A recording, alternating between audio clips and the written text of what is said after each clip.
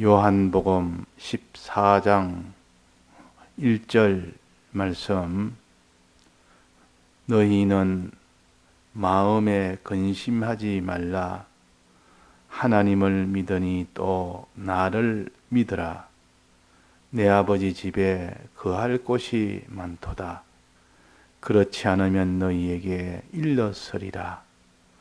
내가 너희를 위하여 처소를 예비하러 가노니 가서 너희를 위하여 처소를 예비하면 내가 다시 와서 너희를 내게로 영접하여 나 있는 곳에 너희도 있게 하리라. 네.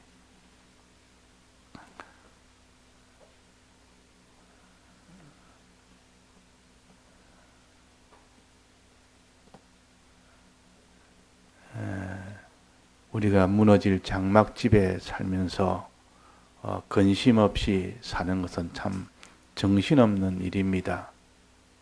무너질 줄 알면서도 그 집에 평안하게 그냥 무너지지 않을 것처럼 사는 그 사람은, 근심 없이 사는 사람은 참 이렇게 어리석고 이렇게 참 큰 실패를 당할 그런 사람이다 하는 것입니다. 자, 이 장막집이 무너지지 않을 장막집이 어디 있습니까? 그런데도 불구하고 아무런 염려 근심 없는 그런 사람이 되지 말고, 무너질 장막집이 다 무너질 때 그때 근심 안 할 수 있는 사람이 어떤 사람이냐? 무너지지 않을 그 장막집을 다 준비를 해놓은 사람은 비로소 근심이 없는 사람이에요. 곧 집이 철거가 되는데, 곧 그 집을 비껴줘야 되는데 아무리 염려 없이 잠만 잘 자고 평안하게 그날이 아직 멀었으니 하고 지내는 사람, 아예 그것이 생각조차 안 하는 사람, 평안하기는 평안할 겁니다. 그러나 조금 정신 있는 사람은 염려가 된다. 어떠하나? 철거될 때는 우리는 어디가 사나? 주인이 이제 빚기라고 요구하면 어디 가서 사나? 이런 근심을 하는 것이 정상인데, 자, 우리가 무너질 장막집에 지내면서 이런 근심이 없으면 이건 참 정신없는 사람입니다. 우리는 그런 정신없는 사람이 돼서는 안 되겠고, 그때에 무너질 때 딱 무너지지 않도록 하는 일은 안 됩니다. 우리는 이 땅에서 우리가 떠나지 않을 수는 없습니다. 이 육체의 몸이 다 무너지지 않을 수는 없습니다. 내 소유가 무너지지 않을 수는 없습니다. 문제는 무너져도 무너지지 아니할 집을 다 준비를 해놓으면, 예비를 해놓으면 괜찮은 겁니다.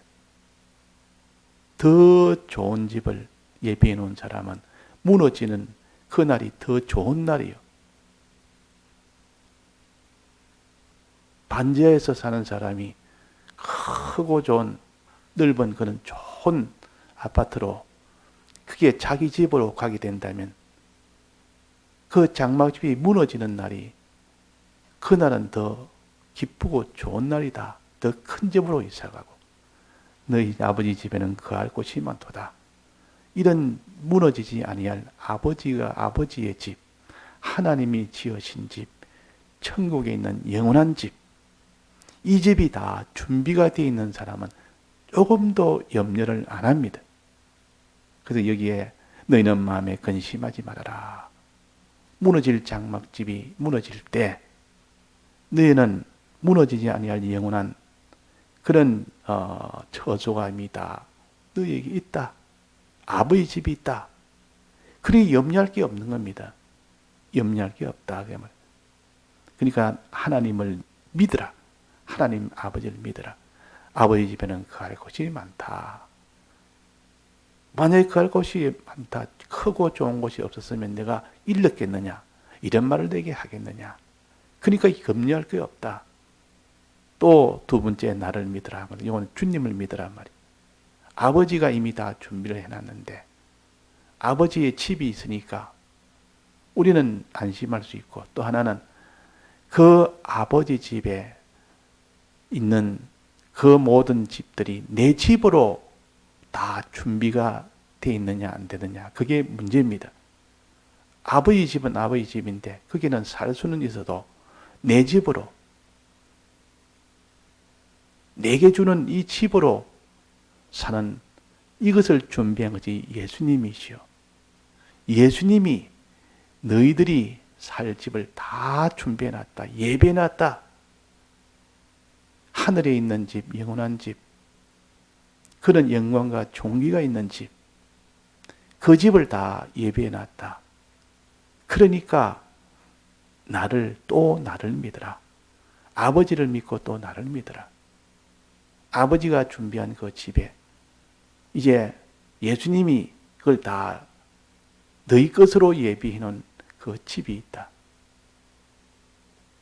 예수님이 예비해 놨단 말은 예수님이 이제 너에게 다 그 집을 차지할 수 있도록, 그 집에 도달할 수 있도록, 그 집을 너희 것으로 받을 수 있도록 예수님이 다 조치를 다 해놨다, 그 말입니다.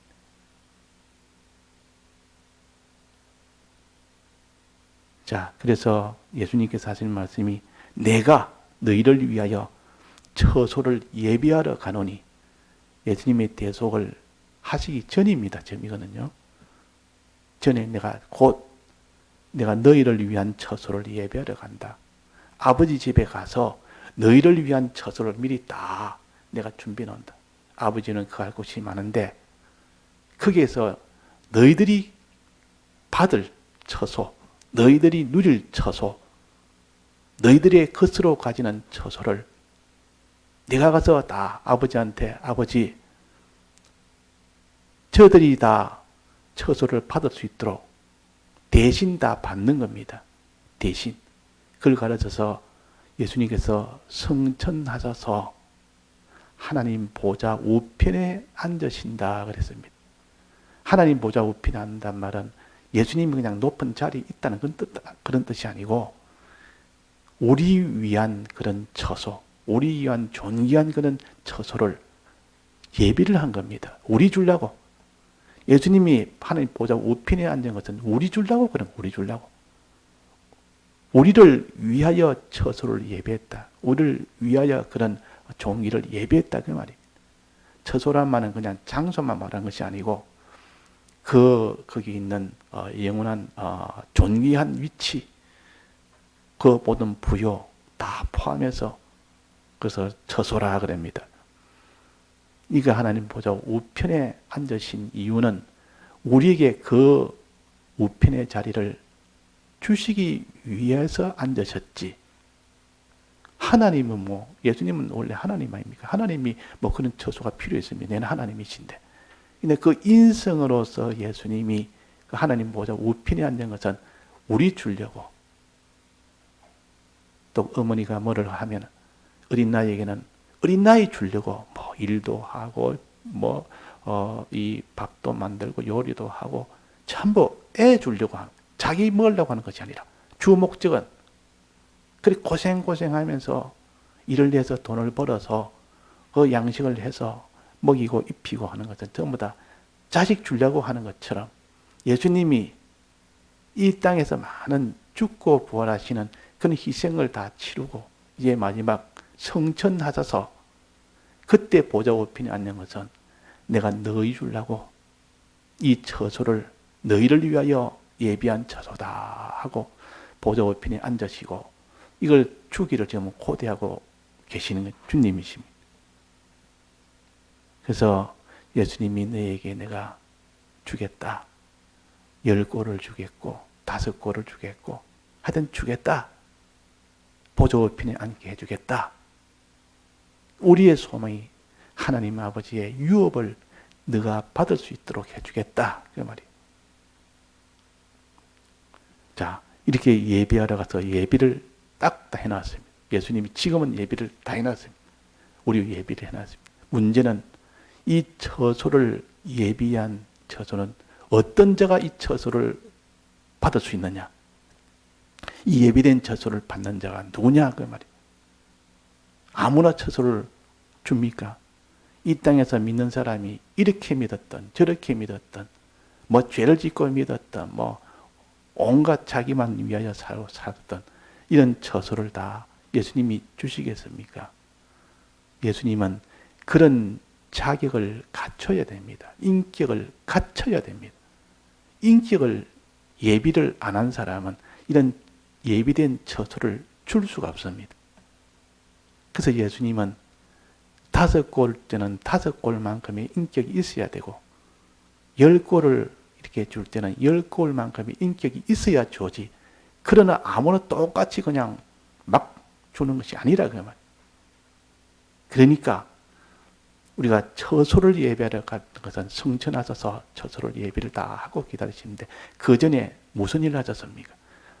죽고 부활을 하신 겁니다. 죽고 부활하신 이 일은 우리에게 처소를 줄 수 있는 자격을 만드는 일, 즉 사람이 되는 일입니다.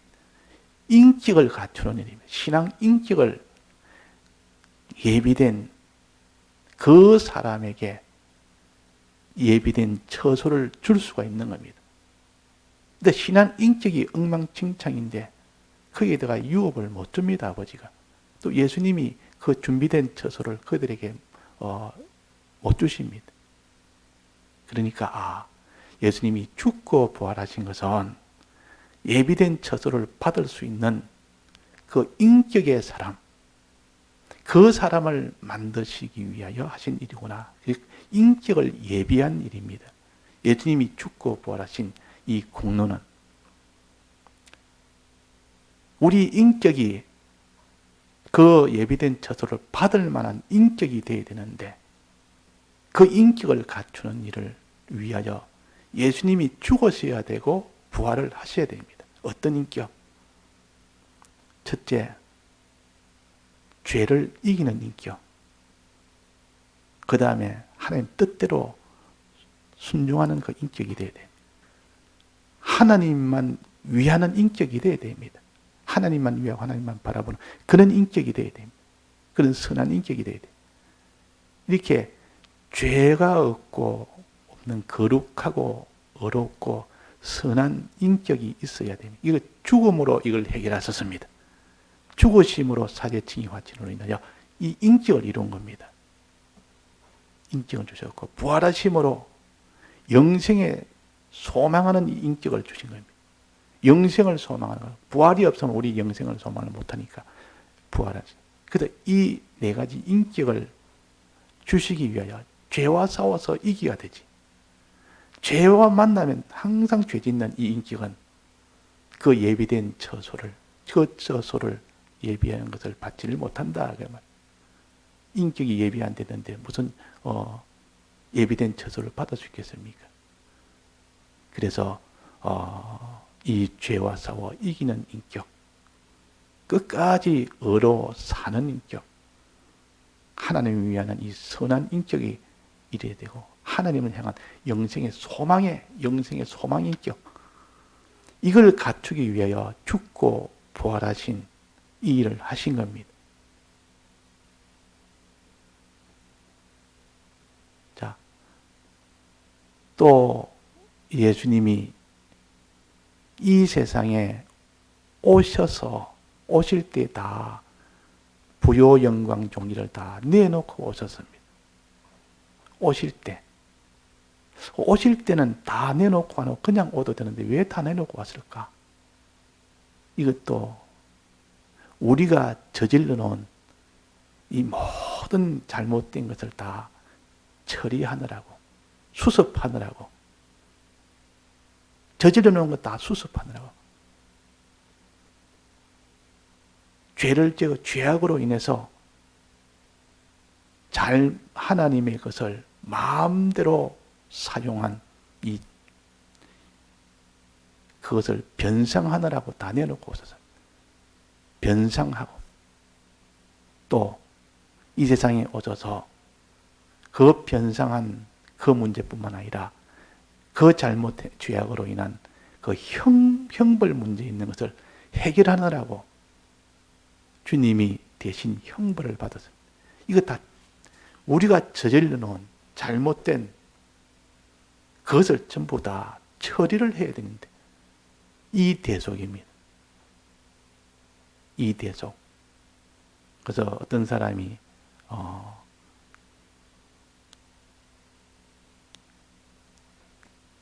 도둑질을 했습니다. 도둑질을 해가지고 도둑을 가지고 그것 가지고 잘 서서 사용을 잘하고 나중에 발각이 돼가지고 이 경찰에 잡혀갑니다. 잡혀가면 어떻게 합니까? 어떻게 처벌을 합니까? 잘못된 거에 대해 처벌을 먼저 너 도둑질한 거 그거 전부 다 변상해라. 그 민사관계 그 변상을 다 해야 됩니다. 그 문제가 해결 안 되면 안 됩니다. 그 문제 해결되면 합의를 봐줍니다. 근데 돈만 다 갚으면 못 되지 않느냐? 도둑질 해놓고 돈 다시 주면 되지 않느냐? 그렇게 안 됩니다. 잘못한 행동을 했기 때문에 형벌은 별도로 받아야 됩니다. 변상은 변상대로 하고 형벌은 형벌대로 받아야 되고 배상은 변상하고 형벌 받고 둘 다 해야 됩니다. 그래서 변상을 잘 하고 나면 형벌은 좀 가벼워집니다. 근데 변상까지 안 한다면 형벌은 더 커집니다. 그래서 변상을 하면서 합의를 시킵니다. 자, 내가 변상을 다 하고 나면 내가 잘못했다. 내가 당신 변상을 싹 다 해줄게. 이러면 그 사람이 합의를 써줍니다. 이 사람하고 내가 합의했습니다. 그러면 그 형벌을 때릴 때 아주 그는 적게 형이 나옵니다. 그런데 변상까지 안 하면 형벌이 더 커집니다. 그러니까 둘을 다 해야 된다 그 말이에요. 이 변상 문제. 주님이 도성인신 하실 때에 하늘의 부요 영광 다 내놓은 것은 우리가 잘못 사용했던 내 것이 아닌데 내 마음대로 내 것으로 사용했던 이게 된 변상 대속입니다. 변상으로. 이걸 처리 안 하면 그 사람은 하늘의 이 예비된 처소를 받을 수가 없습니다. 이거 다 처리했다. 또 그 다음에 형벌 문제. 그것을 받아야 되니까 형벌 문제는 예수님 대신 형을 받았습니다. 이 사죄의 은혜는 이 모든 형벌 문제를 예수님이 대신 다 한 것이다. 이 사죄의 문제예요. 그러니까 우리가 저질러 놓은 모든 이 형벌 문제나 변상 문제나 이런 문제를 예수님의 사죄의 공로로 또 예수님이 도성하신 이 공로로 인해서 그 문제를 해결하고 그 다음에는 죄 없는 자라고 어려운 자로 하니까 화치는 자로 영생의 소망 가진 이제 이 인격을 만들어야 되는데 이 인격을 위해서 예수님이 죽고 부활을 하셨습니다. 이 대속입니다. 죽고 부활의 대속. 이제 그 마지막은 뭡니까? 성천하셔서 부활하시고 나는데 성천하셔서 우리 위하여 처소를 대신 예비하신 겁니다. 우리 위하여 그것도 대신. 전부 대신이요. 대신 예비를 해서 딱 주시려고 하고 있는. 그러니까 모든 뒤처리를 싹 다 해결 다 받고 그런 인격을 온전한 인격을 다 갖추고 그런 사람에게는 이 처소를 예비한 처소를 이제 주실 수가 있는 겁니다. 주실 수가 있다. 그러면 주님으로 인하여 그 모든 것이 다 해결되어서 아버지의 유업을 아버지의 거할 곳이만은 이 모든 것을 다 받을 수 있습니다. 그때 아버지와 비로소 하나가 됩니다. 그래서 생명이라 그럽니다. 아버지를 만나는 것이 생명이요. 아버지를 만나서 아버지의 유업을 받는 겁니다. 즉 예비된 처소를 받는다 그 말이에요. 그게 우리 구원입니다. 우리의 구원이라. 그러니까 인품이 인격이 신앙 인격이 온전하게 되는 이것도 구원이요. 그 온전한 인격을 갖춘 그 사람에게 하늘의 처소를 영원한 너희를 위하여 처소 하나님 보좌 우편을 받는 이것이 구원입니다. 이런 인격을 갖추지 못한 사람은 이런 신앙 인격을 갖추지 못했으면 그 예비된 처소를 받지 못합니다. 그래서 우리는 주님이 이 모든 것을 다 조치를 해놓고 이렇게 저질러 놓은 변상 문제, 형벌 문제 전부 해결 다 해놓고 인격이 없는 우리 인격을 다 갖출 수 있도록 이 문제도 전부 다 예수님이 다 대신 다 이거는 다 준비해 놓고 이제 우리에게 주실 처소까지도 전부 다 예배해 놓고 이제 너희는 믿으라. 나를 믿으라. 내가 이렇게 다 해준 것을 믿으라. 믿고 행해라.